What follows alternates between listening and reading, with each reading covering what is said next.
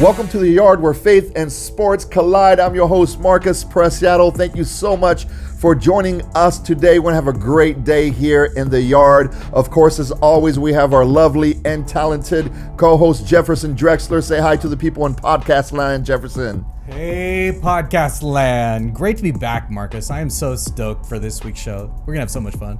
Me too, man. And one of the huge reasons we always have fun here, but our special guest and co-host today, we have San Diego State quarterback Lucas Johnson. Lucas, thanks so much, man, for joining us on the show today. Thank you for having me. It's going to be a great time, man. And as a former San Diego State Aztec, I'm really looking forward to chatting with you and really looking forward to seeing what happens with you and the boys this season. So yes, thanks for joining us, man. Yeah, no problem. I'm excited. All right, man. Hey, we'll get right into it. This week there was a couple of live things going on. It's good how things are loosening up, Jefferson. I know that not everyone is like you watching any sports broadcast from the 1950s and beyond, right?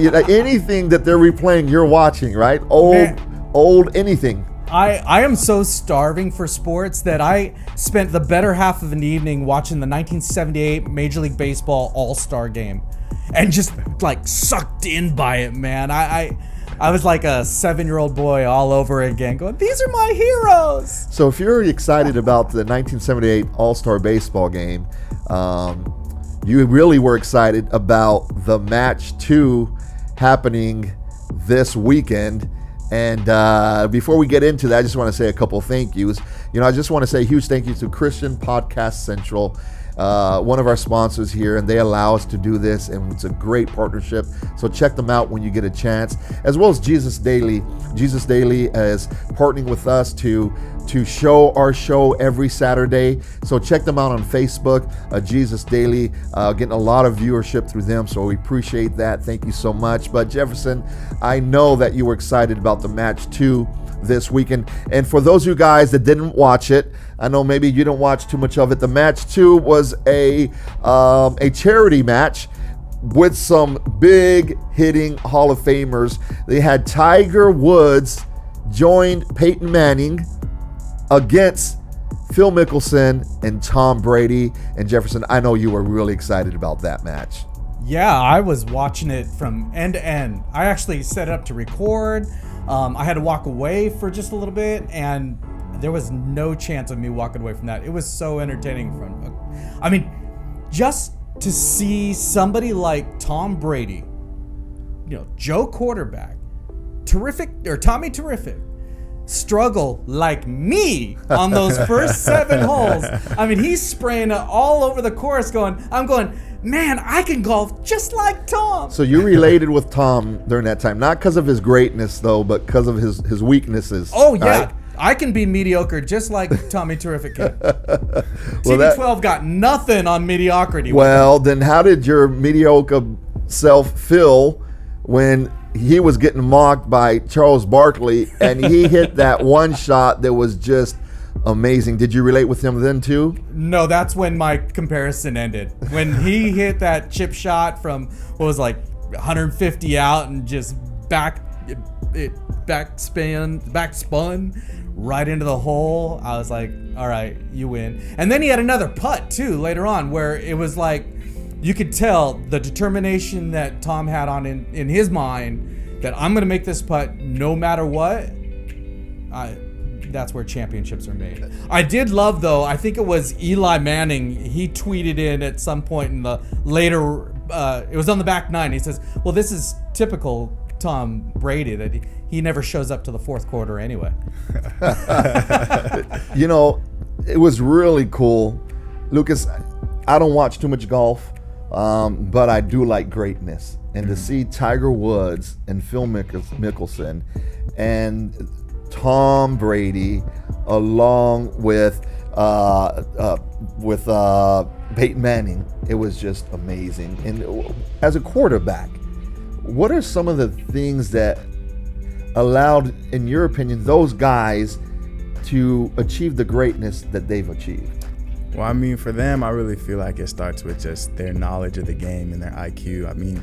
I've always said, or a lot of people would say, like playing quarterback, Growing up, you know, you can get by on athleticism, having a strong arm, but when you start, you know, climbing the ranks, it starts going all mental. You got to know the playbook. You got to know what everybody's doing, the defense. So, I mean, I feel like for them, it starts in the film room and just their strive to be greater and to know what defenses are going to do and just know what they want to do with the ball. I feel like, you know, they're in another league. And, you know, that's something I try to, you know, put into my game, trying to study film, trying to learn new things every day. And, you know, hopefully one day I could get up with them. But right now, yeah, they were great. You know, we get excited about athleticism. Mm-hmm. You know, we get excited about the arm strength and the 40-yard dash and the muscles and all those optics of it. And it's interesting to see those two guys that when you think of athletic metrics, they don't come to mind. Of course, there's Tom Brady's infamous, you know, of when he went through the 40-yard dash and all the metrics for, well, getting drafted, right? And it was kind of laughable, right? People were clowning him, right? And out there with the sunken chest and slow and no vert. But man, people aren't clowning him now. And you're right. That's mental, right? Yeah. And I would just say, like, with them, it's just like, it's like when you're playing quarterback and you're out there, if you can know where you're going with the ball in a split second, that's why Brady, like, he rarely gets sacked because the ball's out so fast. Yeah. And it's just crazy to see how, like, fast he can process stuff. And it's just crazy because, like, that's why when everybody's like, they always make a big deal of it, like, oh, how far he can throw the ball, like, da-da-da. But it's like, if you look at Brady and Peyton towards the end of their career, they were not throwing the ball 50 yards down the field, you know what I mean? Everything is that intermediate, accurate routes, and, you know, that's what wins games. Yeah, especially later on, like you said, with Peyton, as he was, you know, winning Super Bowls, that, I mean, he was not the guy he was throwing bombs, but it was just his control of the game and his mental aspect that allowed him to win that Super Bowl with a great defense. Yeah. Do you think sometimes, as an athletic quarterback, do you think sometimes that could be a hindrance to depend so much on your ability to get away and your arm strength, where it doesn't force some quarterbacks to really understand the playbook and put in the time that they need to? What are your thoughts on that? Yeah, I would say so. I feel like that hurt me early in, like, my high school career, because, like, I could rely so much on my athletic ability where I would drop back, I would look at one receiver, and I would just look to run.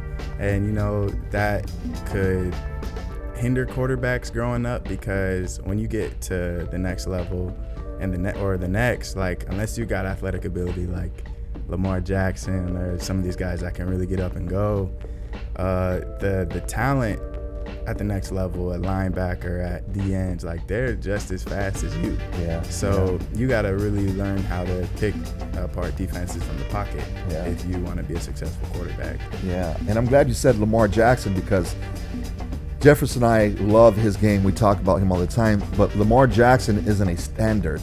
I mean, this guy is like the freak of the freaks, you know, and still, he can still see that he's trying to, even early on in his career, be a pocket guy when necessary. And that's amazing that if a guy like him isn't only relying on his athletic ability, then how much more than everybody else should be focusing on really learning their position. So these guys go at it, Jefferson, right? They have a great time. Tiger and Peyton end up winning the match, right? And it was called the match 2 because last year there was the match 1 with Tiger versus Phil, and Phil ended up winning that match, correct? Right. And this is the first time they added in the quarterbacks. And one of the things I thought was missing, though, that would have been so much fun, and maybe if weather permitted, they could have done it. But wouldn't you have loved to see Tom and Peyton take it, I don't know, like the 8th hole, drop back and throw a pass to Phil or Tiger, like 40 yards out, have them run a route and hit them, and add that to the combination? You know, maybe not so much there, but maybe they do the match 3, which they do a flag football game with the same teams. There you go. Oh, all the opportunities that are there now. You think about what this kind of opened up, not just with quarterbacks and pro golfers, but, you know, what could do with NBA guys or MLB guys, or who knows? Yeah, you know, I was thinking about that too, Jefferson, because here they pulled off a major event with 4 athletes. But because of the time that we're in, Lucas, so many people are hungry to see sports, and because it's not around live, that this golf match, right? This fun celebrity golf match had more people watching it than the last episode of The Last Dance. So it's interesting because it's just a silly golf match, but 6 million people ended up watching that golf match, as opposed to 5 million people watching The Last Dance, that I thought was amazing. So the thought is, man, maybe other sports do something like this. Maybe basketball does like a 2-on-2 or a horse competition live. Maybe baseball does like a home run derby, because the big winner in all of this wasn't really only the sports fans, really, but the big winner was the people that are going to receive from the $20 million that were raised during that event. What do you think, Lucas? Do you think other sports could pull off something similar? I think they can, because I feel like at this point, people are just craving for sports to be back. Like, I remember I was sitting watching, the other day I was sitting and watching just the 2K League on ESPN or something like that, which is just funny. So you're watching not only not sports, I mean, you're watching video game sports. Video game sports. And it was funny because, like, yeah, sometimes I might look at it on YouTube, but to see it was on like ESPN2 or something like that. And I was just sitting there laughing because I was totally sitting there watching it like it was a real game. Like, and I remember there was like cornhole. Like, yes. I mean, just it's crazy. I feel like when professional sports like football and basketball come back, like I feel like it's gonna like spike, because I feel like so many people are just craving just sports. So things would be bad when we've talked about this a lot. Like, we watch cornhole. Mm-hmm. That's bad.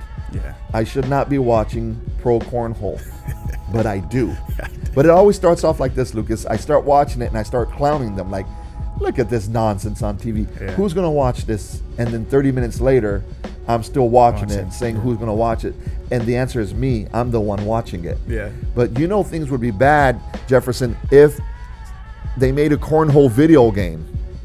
Oh. And it gets so bad where we're watching pro cornhole people play pro cornhole on video games.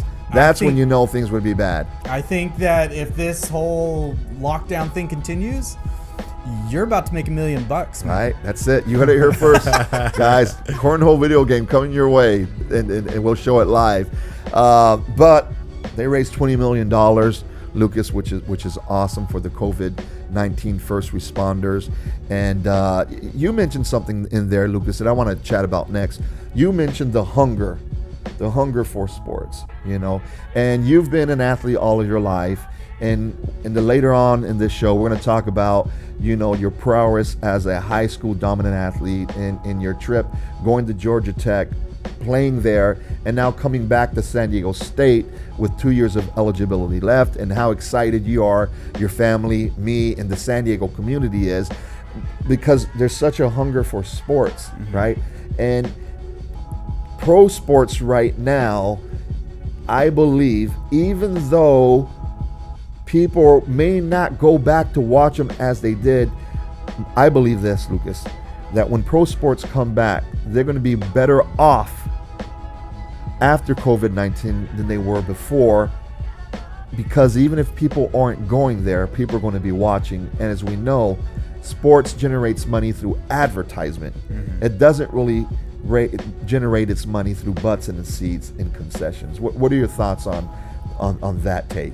Yeah, I would say the same thing. I feel like with the sports, the advertisements and stuff really play a big part. Like, you can even see in the NBA, they got advertisement on their jerseys now. But I would say, yeah, with if there's not fans in the stands, I feel like it'd be hard for athletes. But yeah, I would say that's where they make more of their money. Yeah. So here's the big picture, that all this money is revenue. All this revenue is generated, Jefferson, through eyeballs, right? Now, as a player, it's exciting to see fans in the stands. As a fan, it's exciting to see fans in the stands. It adds so much. But you don't watch the game because of the fans. You watch the game because of the players. And so when pro sports finally does come back, there's going to be this huge hunger that people have, that even if they're not going to the game, Lucas, they're still going to be watching. And they're probably going to be watching more than ever. Yeah. And since they're watching more than ever, that means commercials are going to cost more than ever. And when commercials start costing more than ever, that means that the money being generated is going to bring in more than ever. So in a weird way, Jefferson, I think post-COVID-19, we think there's an apocalypse of sports. It's going to fall apart. I'm talking pro sports. I think it's going to come back stronger and generate more money and revenue than ever. What are your thoughts? Yeah, I can see the logic to that. I really wonder, and Lucas, you can speak to this. We watch because we love what we see. Will what we see change if there's a fraction of the amount of people in the stands? You know, I mean, already there's talk about broadcasts piping in fake audio into Major League Baseball games. So in the NFL or collegiate sports, if I'm glued to the set and I'm riveted and our team's marching down and they score this great touchdown and it's just crickets. It'll be different. What? How does that affect the guys on the field? Yeah, because a lot of what they do is adrenaline, right? That's so what I was about to say. Would you play differently without a crowd? I would say because it's different in practice and the game, and that's part of the reason why is the adrenaline rush when you run out and there's thousands of people screaming, and you get that adrenaline rush that makes you run a little faster, hit a little harder. You know what I mean? And in practice, like when you don't have that same adrenaline, it's just. I feel like it's not the same type of play. I mean, it could be, but I'm saying the fans is a big part to sports, to every sport. Yeah. One of my favorite moments in sports, Lucas, was my freshman year at San Diego State, and we were playing Miami, the U. Mm-hmm. So when you watch ESPN 30 for 30, the U, that's who we were playing.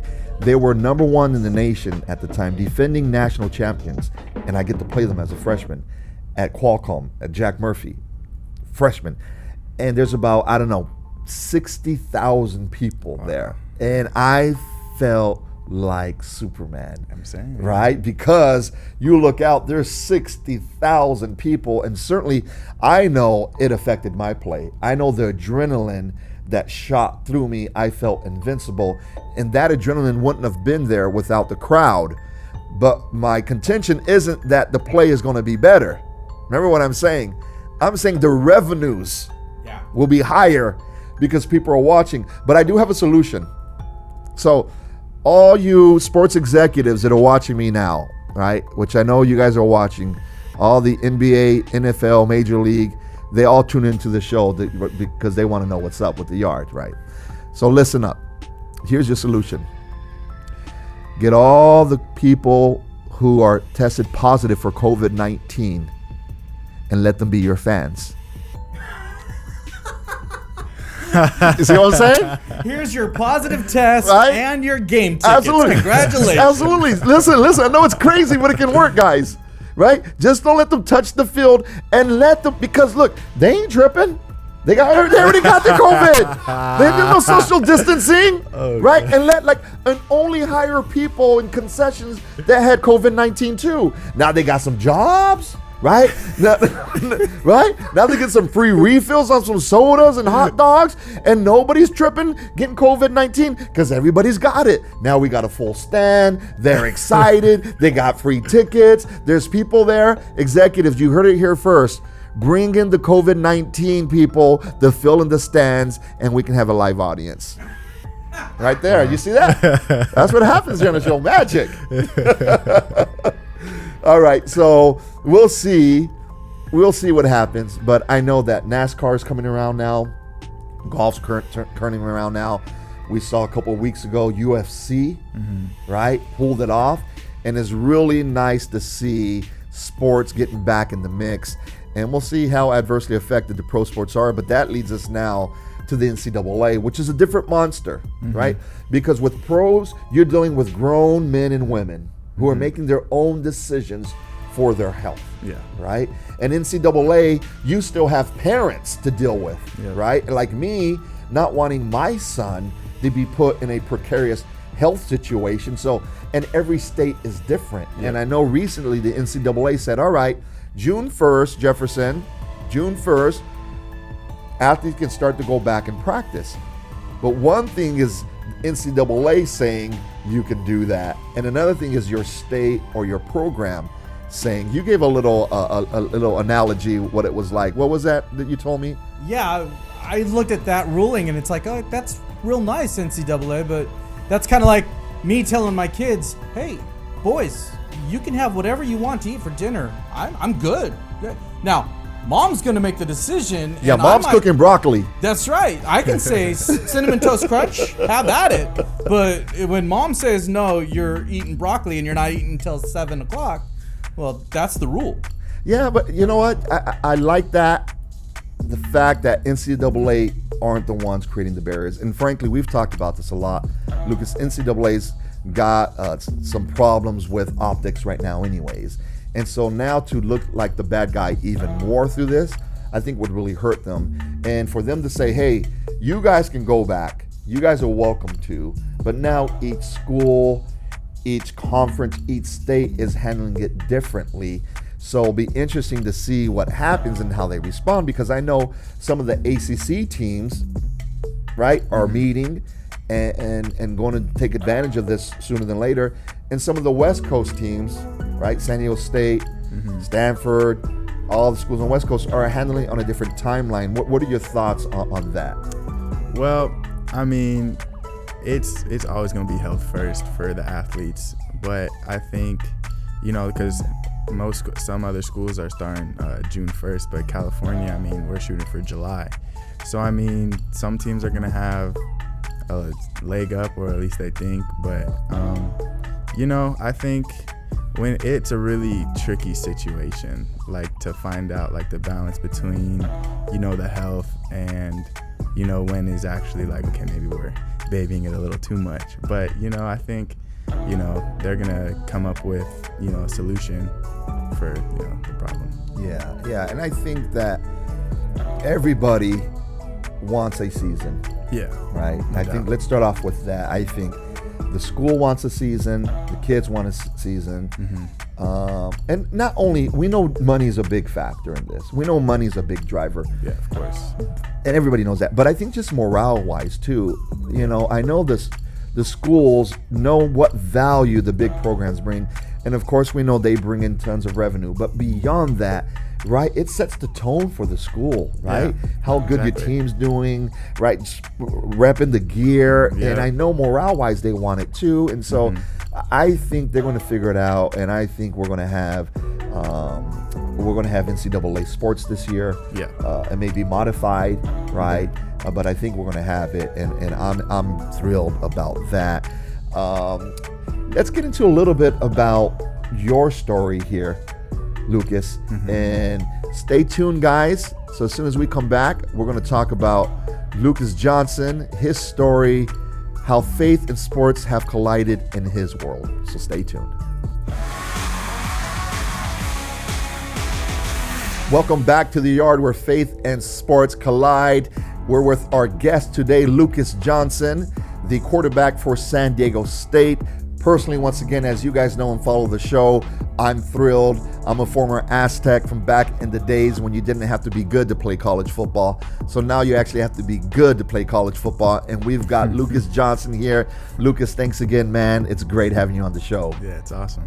Hey, so now we're going to switch gears a little bit and talk a little bit about Lucas Johnson, your story, and through it talk about how faith and sports have collided in your world. But take us back to like little youngster Lucas running around San Diego playing football and having a dad that was a former pro athlete, and how that helped shape who you were. Yeah, well, so man, the first time my dad threw me out there, I was 4 years old, a little flag football player, and then it just grew. I mean, I started making friends, and at first I was in love with basketball, but football really took a special spot in my heart. And my dad, being a professional athlete, being in the NFL, he really drove me.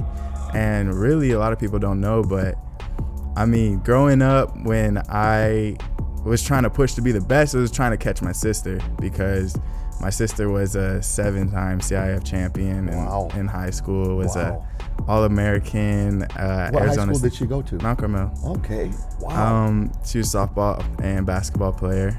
She played at ASU. Of course, was an All-American. They won a national championship. And she's 6 years older than me. So I was still young enough to like kind of see like, dang. And like, so I knew I had to do something, you know, with my God-given ability. But yeah, so I had a great group of friends growing up. We had a really good, tight-knit group that, you know, we played every sport together. Like if it was football, basketball, and baseball. So we were together. I was a 3-sport athlete. Then going into high school, you know, I was on the freshman team for 5 games. And then and our varsity quarterback went down with like a high ankle sprain. And I remember I was in a fall league for basketball, because like right now I was trying to get on varsity for basketball the winter season, because I knew I was good enough. Yeah. So I was playing in the fall league, and I remember we played a game over at Poway, and I was walking out, and this was like Saturday, and my dad was like, "Are you ready?" And I was like, "For what?" And he was like, "They're calling you up." And I was like, "Uh-oh." Like, to what, JV? Like, da-da-da. And he was like, "No, varsity." And I was like, I remember at first I was really like nervous, because at that time I was about 6'1", 140 pounds. Oh yeah. Oh. I was growing this way, but I wasn't filling out yet. Yeah. And I was nervous at first. I remember my mom and dad had to sign all these forms and stuff. But and I remember just I was excited, but I was also kind of upset, because it was going into Westview week, and Westview and Mount Carmel are like the 2 big rivals. Yeah, yeah. And we had kids that were on my Pop Warner team that went to Westview, so like we were talking crap, you know, like we're about to play you guys. So yeah, I got pulled up for the biggest game of the season, and I remember it like it was yesterday. I didn't do good. So before we move on with that story, take us back to having a dad that played in the NFL. He was a running back for the Tampa Bay Buccaneers during the 80s. Did you feel that he put a lot of pressure on you, or was he kind of like, "Son, you choose your path and I'm going to support you"? And how was that relationship with you guys? We had a great relationship. I don't think he ever really put pressure on me, because it was something I loved to do, and I knew I was good at it. I mean, football, I wouldn't say put pressure, but he kind of like nudged me, because there were times where I was like ready to just stop playing football. Like I was done with football. I just wanted to play basketball. And but I'm sure glad he didn't let me like just straight up quit, because I feel like I would have regretted that like the rest of my life. But he was always the guy in the corner, him and my mom. And my dad he was that dad that, you know, every commercial break you're doing push-ups, you're bringing me out to the field. No, but I feel like he was a really big influence on my life, and he was a really big role model for me. You know, so your freshman year, you start, biggest game, didn't do great. Oh no, my first pass was an interception to the defensive tackle. It was on a screenplay. I remember that. Okay, that's good. Yeah, that's good. At least it was complete. At least it wasn't incomplete. That's what my dad says. So how did you finish off that year? So after that game, the quarterback came back, but they kept me up on varsity, and it actually ended on a good note. We were in the playoffs, the first game, and he re-injured his ankle. We were playing at Morris. Re-injured his ankle like the 3rd play of the game. So I had to go in the playoff game at Morris, and it was raining, and I actually ended up doing really well. I threw 2 touchdowns, didn't turn the ball over, and we ended up winning like 22-6 or something like that. Right, so, all right. Yeah. So you finished strong your freshman year. Let's fast forward to your senior year, you have like an all-state level senior year, and I believe you were all California as well. So you were tremendous, amazing. Ended up going to Georgia Tech. Yep. Correct.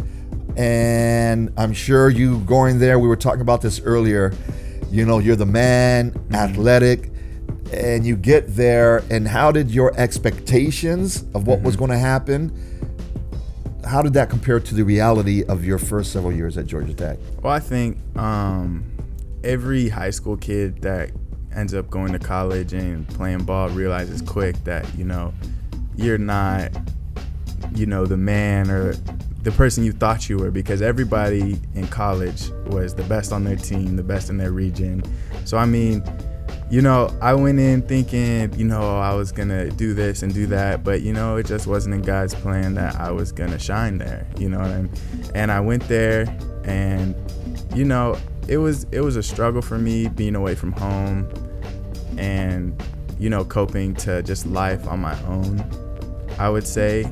And it wasn't like, I feel like I wasn't focused too much on football, you know, it was more worried about like just growing up, you know. Yeah.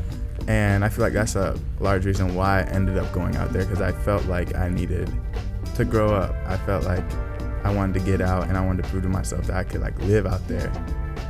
And yeah, you know, football didn't turn out the way I was expecting it to, but you know, I got 2 more years, and you know, I'm ready to go for the home team. You know, we were chatting about that earlier, and one thing is to have the talent, which you certainly have the talent, and we're looking forward to seeing that talent being displayed in these next couple of years. But the other thing is, like you said, all these other variables, Lucas, and I know we got a lot of young people who listen to the show, and I really like for them to understand from these top level guys that come in, it's way more than just talent, right? It's talent, and then it's, can you stay healthy? Yeah. And a lot of that time, it's out of your control. Yeah. Then it's, is this the right system for you? And what does the next recruiting class look like? Yeah. Or how did the coach feel about you? Yeah. Because they're human. Exactly. Right? Yeah. And then are the coaches going to stay there that recruited you? So a lot of times we think we've got this talent, we've got this ability, right? And that's all we need. But there's so many other variables that go into being successful. Did you find that out as well? I found that out quick, because the coach that recruited me out there ended up leaving after the first year. And then I ended up having 3 different like position coaches when I was out there. But I figured that out fast about the system. And, you know, I'm probably not a triple option quarterback build, but, you know, I went out there and, you know, I stuck by it, and I got my degree up from out there. So, you know, I'm not looking back with regret. You know, I'm just looking forward. Yeah, I'm glad you mentioned that too, that degree. Man, that is so awesome that you've got your degree from Georgia Tech. Yeah. That I know here in California, a lot of people don't know too much about Georgia Tech, but Georgia Tech is an amazing school. Yeah. Now, you've got your degree, you got your education paid for, and you have 2 years to shine in your hometown. And now things are really looking up for you. But I know through the process, through the difficult times, we were talking earlier, that some of those hard times, even though we don't want to go through them, kind of help us out because they start pointing us to the Lord, right? Exactly. And on faith more than our abilities. Talk to us a little bit about that. Yeah, because so when I was in high school, me and my dad were going to the Rock Church, and you know, I was strong in my faith. And then, I mean, I'll be the first to say, when I went out to college, I kind of lost sight of it, and just, you know, getting just caught in like the college, like trying to live the college life and stuff. Yeah.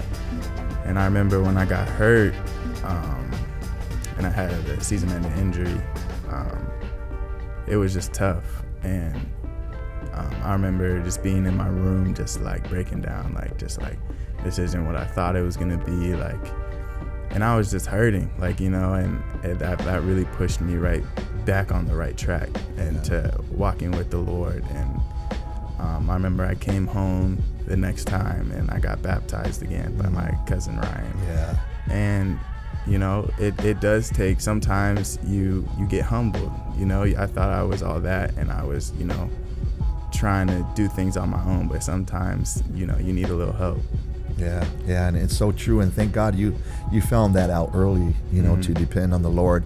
One of my favorite books of the Bible, Lucas, is this book called Ecclesiastes, and it's written by King Solomon.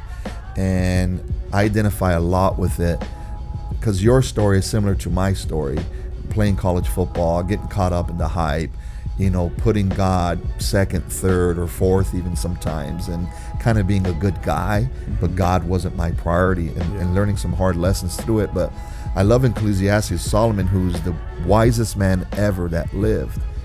At the end of his life, he's writing and reflecting on his life, and he goes on a journey because not only was he the wisest, but he was the richest. He had more resources than anybody. And Solomon, Lucas, went on this journey to find out what was good under the sun. Yeah. So he could come back and report to everybody. So he was like, let me go see what's good, right? And then he did everything. I mean, he had 700 wives, 300 concubines on the side. I mean, 700 wives, right? 300 extra ladies on the side, right?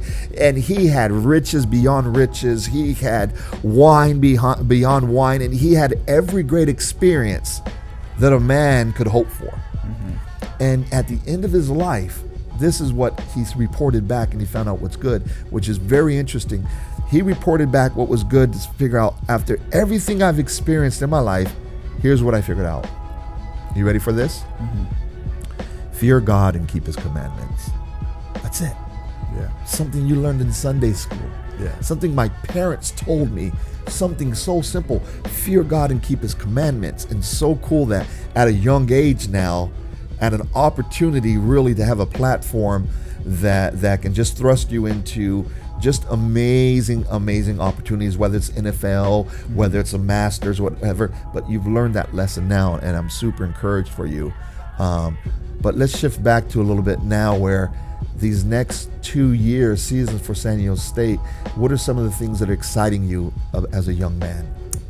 I'm just excited to be back around my family and my friends, and just I'm excited for the season because I'm excited to finally show what I can do, because I feel like, in high school, I was the guy, and in college I just lost track, and I'm just excited to get out there and play for, my home fans, the people I grew up playing in front of. And that's one thing that I'm looking forward to the most. Well, man, you'll see me out there, Lucas, and cheering you on. Excited about the Aztecs, excited about you, but more importantly, thrilled that your faith is growing and that you know who your God is and you know who your Savior is, man. So we'll be praying for you. We look forward to having you in the yard as you progress to the next steps of your life. And thanks so much for joining us today, Thank you for having me. It was awesome. And you guys, thanks again for joining us in the yard where faith and sports collide. A huge thank you to Lucas Johnson. We look forward to you just thriving there as an Aztec and beyond. Also, a thank you to Christian Podcast Central for supporting us and partnering with us. And if you haven't yet, make sure that you subscribe to our YouTube channel for the latest updates and all the highlights of the show and all the fun behind the scenes stuff. You guys, thank you for joining us today, and make sure you join us again next week here in the yard when we have another great guest.